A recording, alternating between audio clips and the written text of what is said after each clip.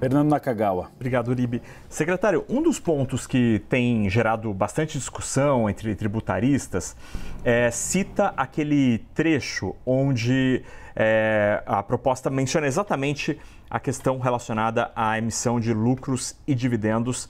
E o texto menciona que aqueles pagos, creditados, entregues a empregados ou remetidos ao exterior, portanto não para residentes, os lucros e dividendos enviados ao exterior, ficarão sujeitos à incidência do imposto de renda sobre a renda na fonte, com alíquota de 10%.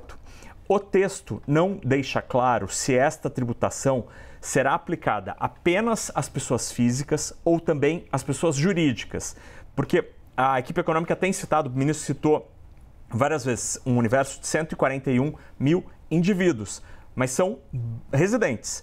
Sobre os não residentes, esta medida também alcança os pagamentos de lucros e dividendos entre empresas? Se sim, qual é esse universo, secretário?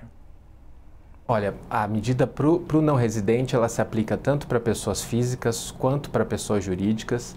E houve uma preocupação no momento que a medida foi lançada de alguns setores de que isso poderia inibir o investimento, seja das empresas estrangeiras, seja dos investidores institucionais na Bolsa de Valores brasileiras. A gente não tem essa preocupação e não espera nenhuma redução no investimento estrangeiro no Brasil. E explico por quê. A primeira razão é a seguinte: a própria OCDE, a Organização dos Países de Cooperação para o Desenvolvimento Econômico, ela recomenda que o país, a tributação de dividendo no país de origem de 5% a 15%. Ela prevê nos modelos de tributação internacional. Nós estamos tributando a 10%, portanto, bem na metade da recomendação da OCDE. A segunda razão pela qual a gente não prevê fuga de capitais é que o dividendo é apenas uma parcela do ganho que o investidor estrangeiro tem no Brasil. A maior parte do ganho está no ganho de capital. Você compra uma ação na bolsa e vende por um valor maior. Esse ganho de capital continua isento para o estrangeiro, não há alteração nisso. Além disso, os juros sobre capital próprio perfazem a maior parte dos proventos que são distribuídos pelas empresas para os acionistas. E a tributação dos juros sobre capital próprio, que continua mais favorecida, não vai ser alterada. Por fim, outro aspecto muito importante. A maioria dos países, seja os que têm tratado de bitributação com o Brasil, seja os que não têm, prevêem um desconto dos impostos pagos sobre dividendos no país de origem. Então, portanto, por exemplo, uma empresa americana, em geral, ela vai poder abater do imposto que ela paga nos Estados Unidos o dividendo que ela pagar na retenção aqui no Brasil. Então, esse abatimento faz com que a gente, na verdade, esteja tributando aqui no país uma parte que não vai ser sentida pelas empresas porque elas vão poder abater isso no país de origem.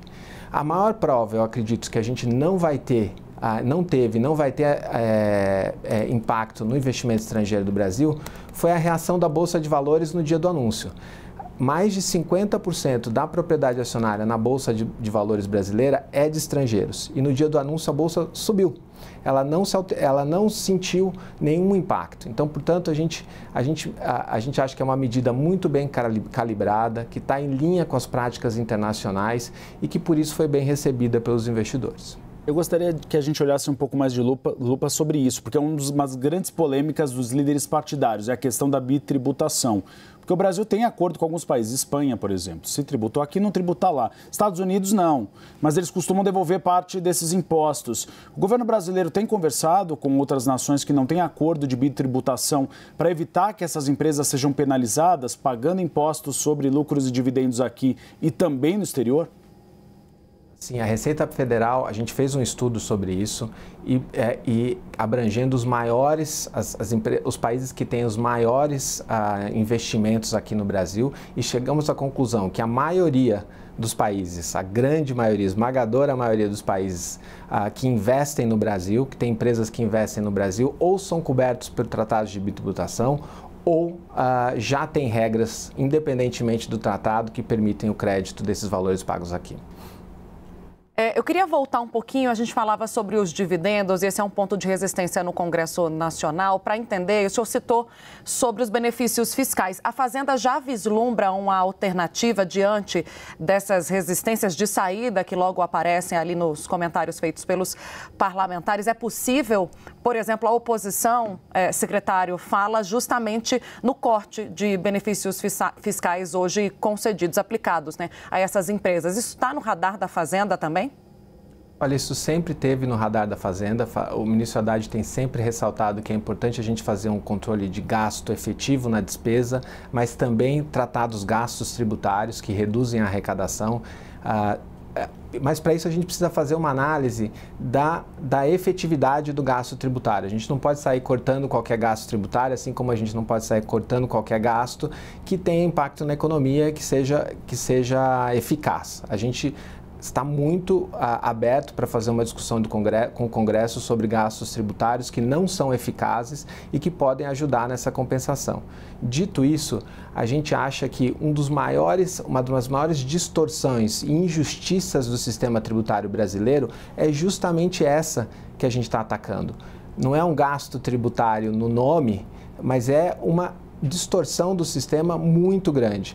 É muito injusto que um trabalhador assalariado pague 27,5% de imposto e que uma pessoa que tem uma renda de R$1 milhão por ano acabe tendo uma alíquota efetiva de imposto de 2,5%, 2,6% ao ano.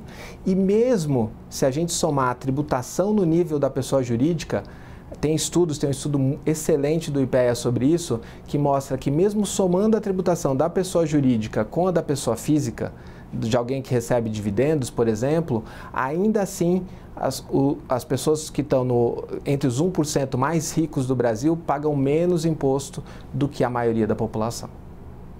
Fernando Nakagawa. Secretário, eu peço desculpas de verdade por voltar a esse assunto, porque essa informação de que o dividendo, o imposto de renda sobre o dividendo pago ao exterior vale também para a pessoa jurídica, me parece ser um assunto importante, uma novidade. Não estava isso, pelo menos na minha visão, não estava claro esta informação.